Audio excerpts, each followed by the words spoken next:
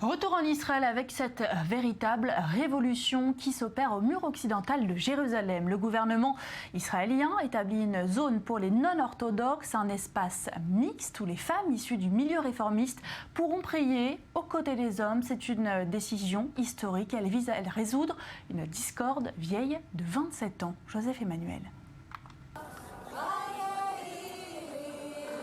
Elles chantent car elles sont heureuses. Le gouvernement israélien vient d'adopter quasiment à la majorité un compromis. Et celles qui se sont elles-mêmes nommées les femmes du mur pourront désormais prier au pied du mur des lamentations. Elles prieront dans une zone mixte, hommes et femmes. La décision est très bien accueillie par le mouvement féministe.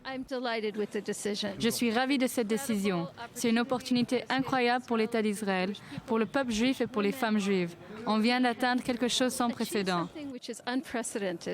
Une décision bien accueillie par les femmes en général qui viennent prier ici. Je pense qu'il y a des bons et des moins bons côtés. Il y a des bons côtés parce que finalement, pourquoi pas. Si des hommes veulent prier avec elles, ça ne me dérange pas. Ce qui m'aurait dérangé, c'est qu'elles viennent prier avec les femmes, avec leur talit et les tefilines. Le compromis a été accepté par presque tous les membres du gouvernement et le lieu choisi accepté par les femmes du mur.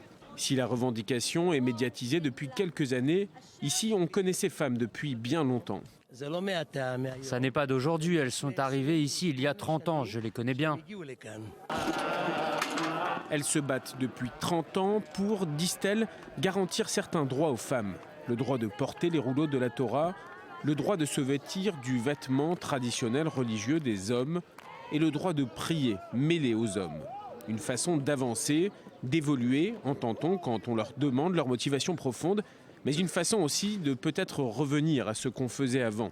Cette photo a été prise en 1880 au pied du mur des Lamentations. Il n'y avait alors aucune séparation entre hommes et femmes.